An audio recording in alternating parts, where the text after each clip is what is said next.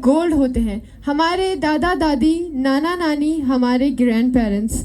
ये ड्रामा सिर्फ एक नाटक नहीं, एक एहसास है उन हाथों की गर्मियों का, उन दुआओं की मीठी सी ठंड का और उनकी मुस्कुराहट के पीछे छिपी पूरी ज़िंदगी की कहानी का।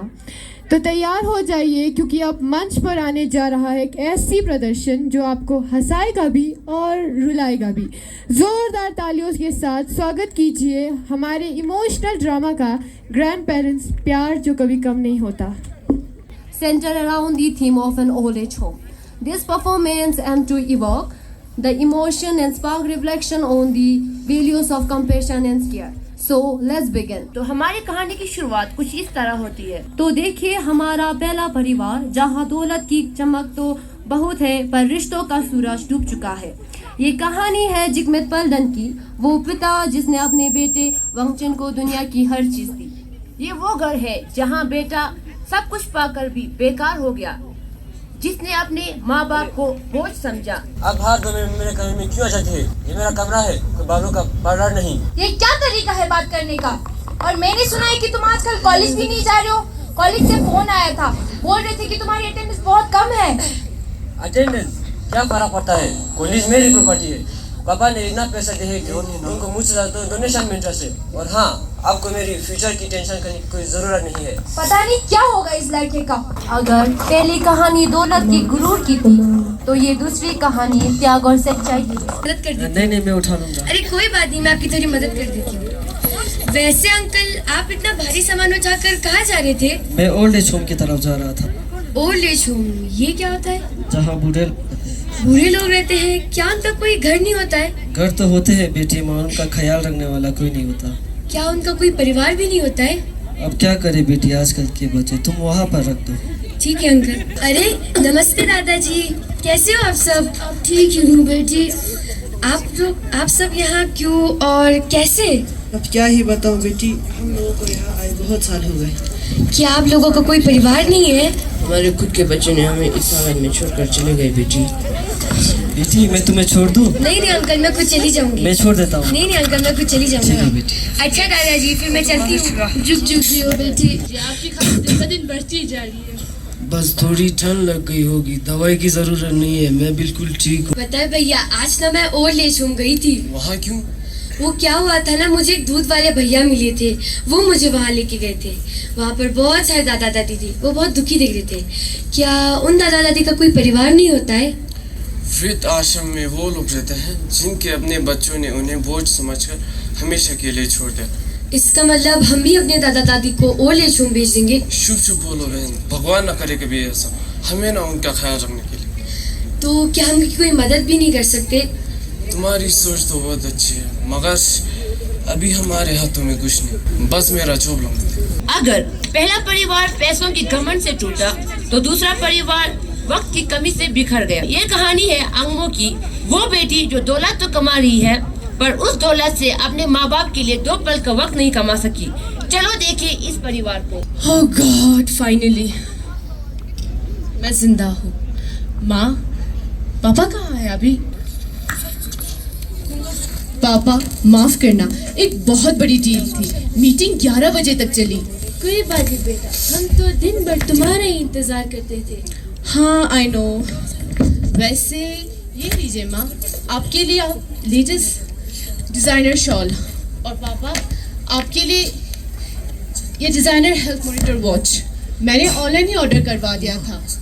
और हाँ, ये चेक लीजिए पापा, चाहती तो आपके अकाउंट में ट्रांसफ़र करवा सकती थी, पर सोचा पर्सनली दूँ। आपको और माँ को जिस भी चीज़ की ज़रूरत हो आप खरीद लेना। शुक्रिया अम्मू, तुम हर महीने अच्छा पैसा दे देती हो, लेकिन क्या तुम इस चेक में से 2 मिनट का समय निकाल कर हमसे बात भी नहीं कर सकती थी? पापा प्लीज, मैं सुबह 7 बजे निकलती हूँ, रात के 11 बजे लौटती हूँ।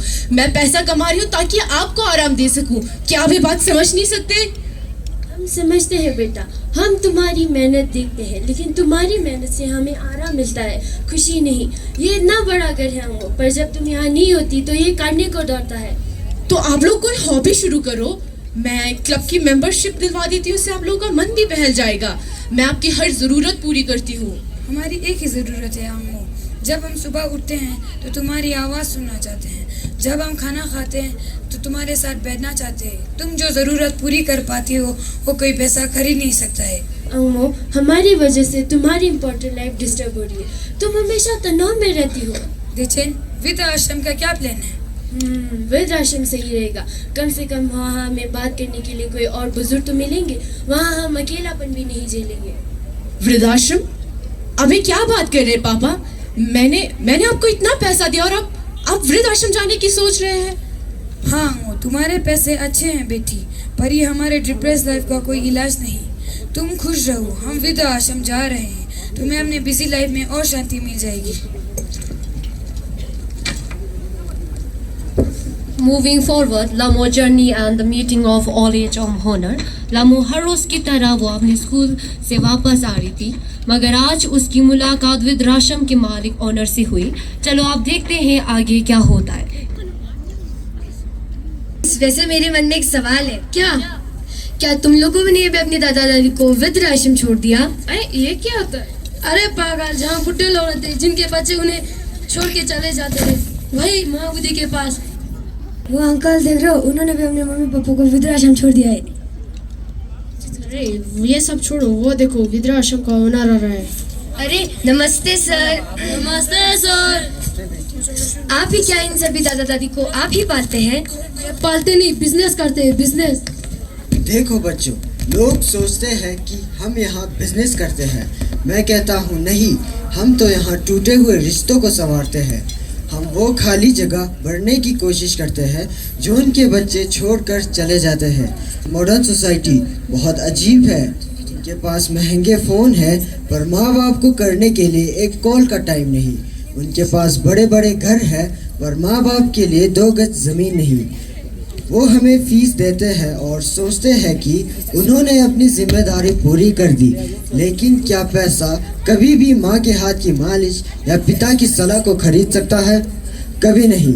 वृद्धाश्रम तो एक मजबूरी है। ये इस बात का सबूत है कि नया दौर रिश्तों की इम्तिहान में फेल हो गया है। मेरा विजन है कि जब कोई बुजुर्ग यहाँ आए तो वो कम से कम शांति महसूस करे। यहाँ वो हर बुजुर्ग एक दूसरे का सहारा बनते हैं। वो अपने गम को एक दूसरे से बांधते हैं और एक नया परिवार बना लेते हैं। पर जब मैं किसी जवान बच्चे को उनके माँ बाप को छोड़कर जाते हुए देखता हूँ तो मुझे उन बुजुर्गों पर नहीं, उन बच्चों पर तरस आता है, क्योंकि जो औलाद अपने माँ बाप को वक्त नहीं देगी, कल वक्त उन्हें वापस अकेला छोड़ देगा। हमारा वृद्ध आश्रम तो एक कुचली हुई सच्चाई है और इस सच्चाई को बदलना मेरा नहीं, उन बच्चों की जिम्मेदारी है जो अभी भी वक्त रहते ये सब देख सकते हैं। मैं बड़े होके अपनी मम्मी पापा को ऐसी जगह कभी नहीं भेजूंगा। मैं भी नहीं। वक्त का दस्तक और बदलाव। The knock of time and change. वक्त आगे बढ़ा। पलटन की दौलत और वांगचन का घमंड तो वैसे ही रहा, मगर नया रंग आया। वांगचन की शादी हो गई। वो चुजिन जिसने मोहब्बत से चुना था, उसने रिश्तों के आंगन में जहर घोलना शुरू कर दिया। चलिए देखते हैं चुजिन अपनी माँ के साथ कैसा बर्ताव करती है। बहू, अरे ओ बहू, चाय मिलेगी? बहू, अरे क्या दिन भर चिल्लाती रहती हो? ना पीने का शौक है तो खुद बना के पी लो यार। दिन भर चाय चाय चाय, बहू बहू बहू। पता नहीं कैसी बहू मिली। क्या कहा?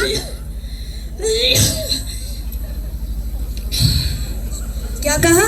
कैसी बहू? अरे वाह, मेरी मती मरी थी जो ऐसे सास ससुर मिले। मन करे तो तुम दोनों को। मैं भी तो ऑफिस जाती हूँ, काम करती हूँ, खाना बनाती हूँ, फिर आखिरी में इनकी बकवास सुनती रहूँ। हुआ क्या? अरे ये पूछो कि क्या नहीं हुआ, मैं परेशान हो चुकी हूँ उनसे। अब क्या ही कर सकते हैं? एक काम करते हैं, उन्हें छोड़ देते हैं। वही वृद्धाश्रम। वृद्धाश्रम? ये क्या बात कर रहे हो? बिल्कुल नहीं। अरे सुनो, तुम भी घर पे नहीं रहते हो, मैं भी नहीं रहती हूँ। पता नहीं वो टाइम पर खाना खाते हैं या नहीं। अगर वो वृद्धाश्रम जाएंगे, उन्हें टाइम पर खाना मिलेगा, बात करने के लिए लोग मिलेंगे। क्यों?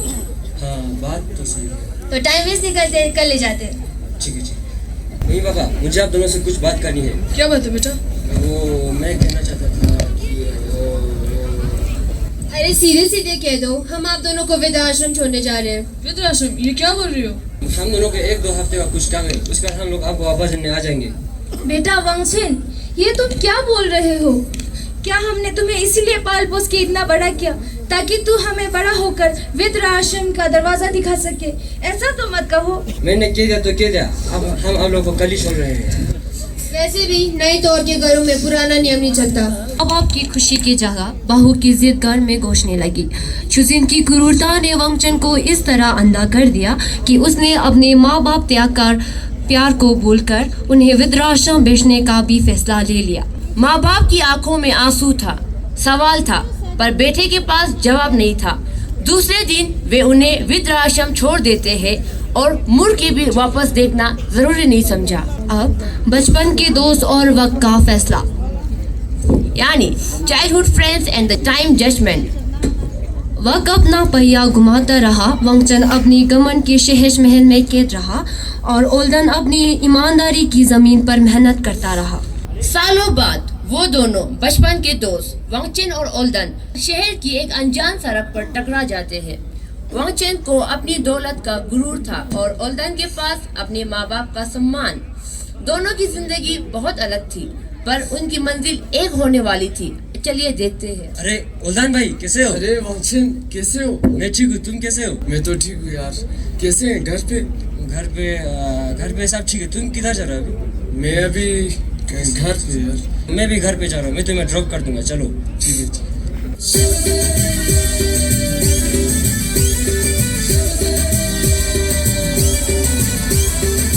तुम पिएगा क्या? अरे ओल्डन, लाइफ में इतना भी शरीफ नहीं बनना चाहिए, थोड़ा बहुत पीना चाहिए।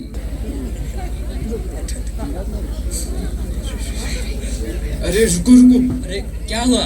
यार इधर वृद्ध आश्रम आ गया, मुझे इधर कुछ काम है, मैं अभी जाके आता हूँ। अच्छा ठीक है, हम इंतजार करेंगे, जाओ। अरे इनकी मदद करो यार। आइए दादाजी, मैं मदद कर देता हूँ। शुक्र है बेटा, तुम कितने दयालु हो। मेरा नसीब तो देखो, मेरे खुद के बच्चे मुझे इस हालत में छोड़ के चले गए। तुम ऐसा अपने माँ बाप के साथ मत करना, बहुत तकलीफ होता है।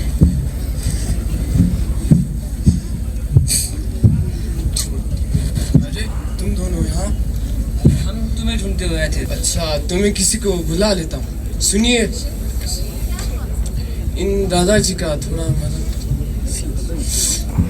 चलो। आप देखिए तीसरा परिवार। यहाँ पैसों की कमी नहीं, यहाँ तो समय की गरीबी है। ये वो घर है जहाँ दीवारें तो ऊंची है, पर माँ बाप का दिल हर रोज छोटा होता जाता है।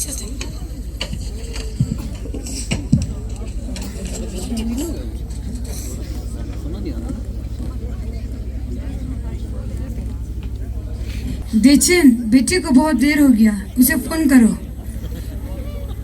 ओहो, मम्मी पापा बिना काम के समय कितना फोन करते रहते हैं, दिमाग खराब करके रख दिया। बेटी फोन नहीं उठा रही है, लगता है उसे कुछ जरूरी काम है। अरे ये बेटी भी ना। अरे बेटी तुम्हारी। हाँ, आने ही वाली थी ना, इतना फोन करने की क्या जरूरत थी? गुस्सा मत हो बेटी, हमें भी तो तुम्हारी टेंशन होती है। गुस्सा क्यों ना हूँ मैं क्या कोई छोटी बच्ची हूँ जो आपको हर वक्त मेरी टेंशन होती रहे? तो फिर ठीक है, हम कल ही वृद्धाश्रम जा रहे हैं। ये क्या वृद्धाश्रम लगा रखा है? पर उससे पहले मैं अपने बेटे से एक बार मिलना चाहती हूँ। नर्स, जाके फोन करो, अभी जल्दी फोन करो। ठीक है, मुझे अपने बेटे के पास जाना, उसने कहा था वो आएगा। डॉक्टर फोन नहीं उठा रही है, देखो कोई और नंबर होगा। मुझे अपने बेटे के पास जाना। डॉक्टर फोन नहीं उठा रहा, मैंने 2 बार किया।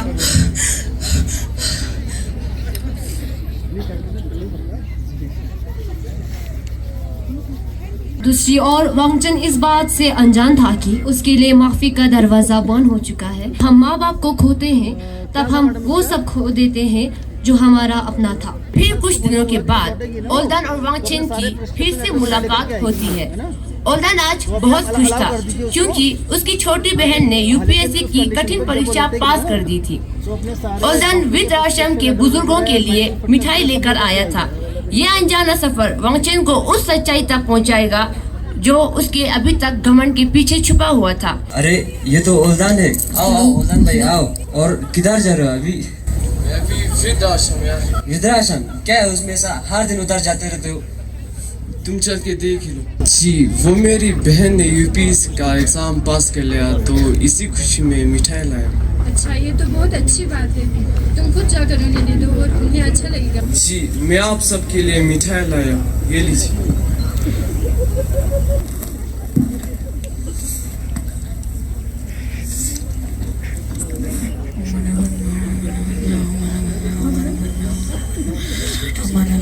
बैठो ओल्दान बेटा, बैठो। ओल्दान बेटा, दादाजी कहना चाहते हैं कि दादाजी को लड्डू बहुत पसंद आया। दुख इस बात का नहीं कि उन्होंने खिलाया नहीं, दुख इस बात का है कि उन्होंने प्यार से बुलाया नहीं। ओल्दान जैसा बेटा रोज आता है, बेशक वो अपना नहीं लेकिन वो अपनों से ज्यादा। घर छूट गया पर दुख नहीं, दुख तो तब था जब घर में अकेले थे।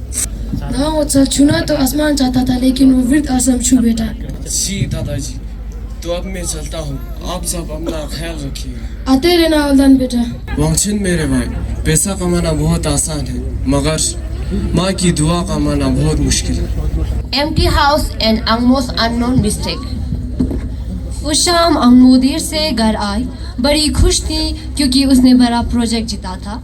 उसने माँ बाप के कमरे की तरफ देखा जहाँ वो हमेशा इंतज़ार करते थे, पर आज वहाँ सिर्फ खाली कुर्सी और एक छोटा सा नोट पड़ा था। उसकी सफलता की सबसे बड़ी कीमत आज उसके सामने थी। पापा, माँ पापा आप लोग कहाँ हो? माँ पापा कहाँ चले गए लोग?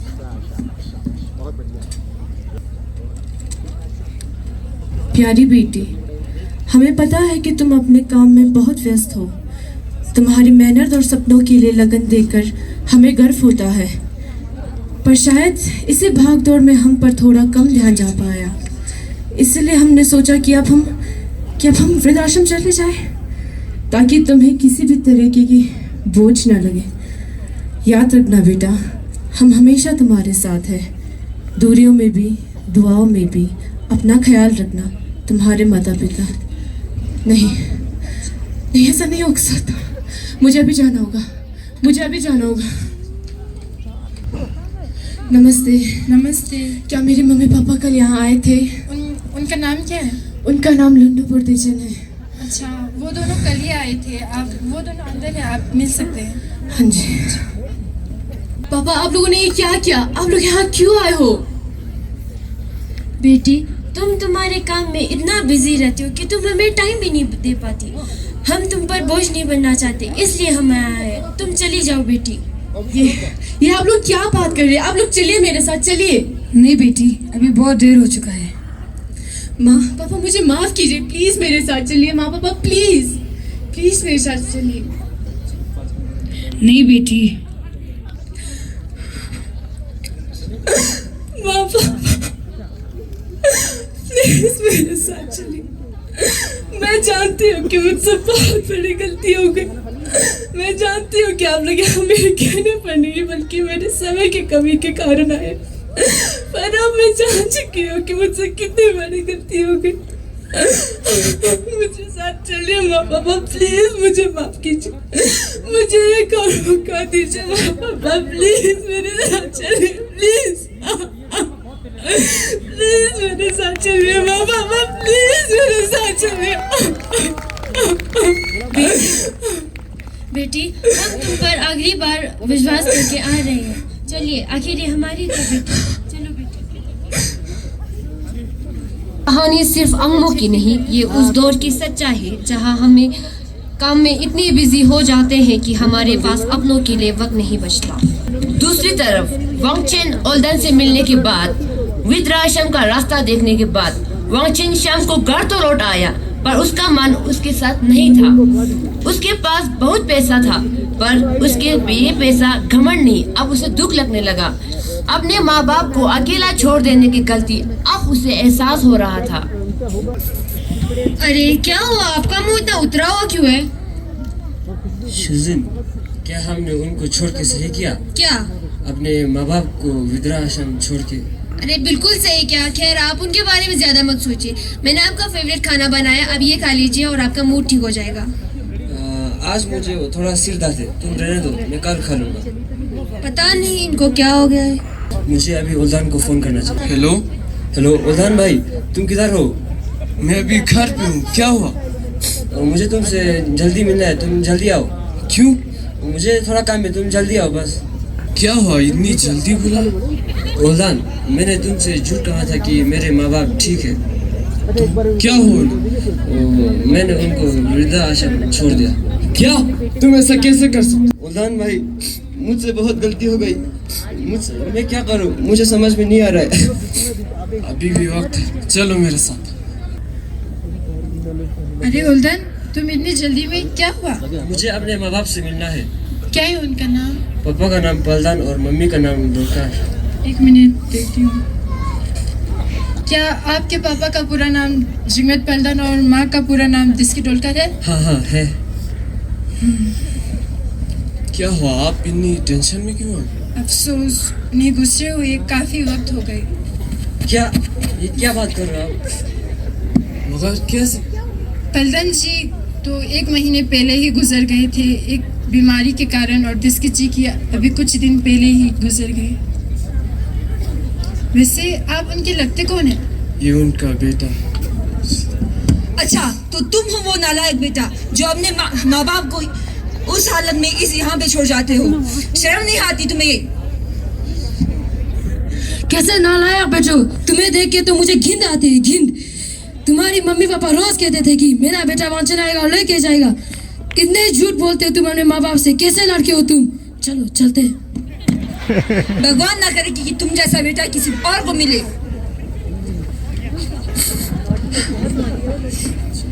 उल्दान भाई, मुझसे इतनी बड़ी गलती कैसे हो गई? एक लड़की के जिद पे मैंने उन्हें खो दिया जिन्होंने मुझे जन्म दिया था। माँ, पापा, आपने मुझे एक बार तो पुकारा होगा। मेरी दौलत ने मुझे इतना बहरा कर दिया कि मैं आपकी आखिरी आवाज़ भी नहीं सुन पाया। माँ, मुझे माफ़ कर दो। माँ।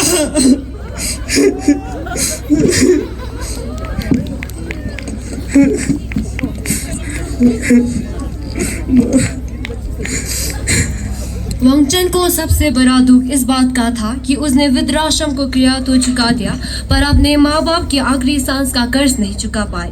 पैसा कमा लिया पर माफी का वक्त हमेशा के लिए खो दिया।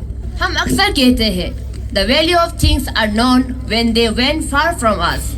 अंगमो के साथ भी यही हुआ। उसे भी उसके माँ बाप की कीमत तब पता चली जब उसे उसकी खाली कमरे देखे, जब उसके माँ उन्हें हमेशा के लिए छोड़ गए। उल्दान की कहानी बताती है कि अगर आपके पास माँ बाप और बुजुर्गों का प्यार है तो आप दुनिया के सबसे अमीर इंसान हैं। पैसा आज है कल चले जाएगा, पर रिश्तों की कीमत हमेशा रहती है।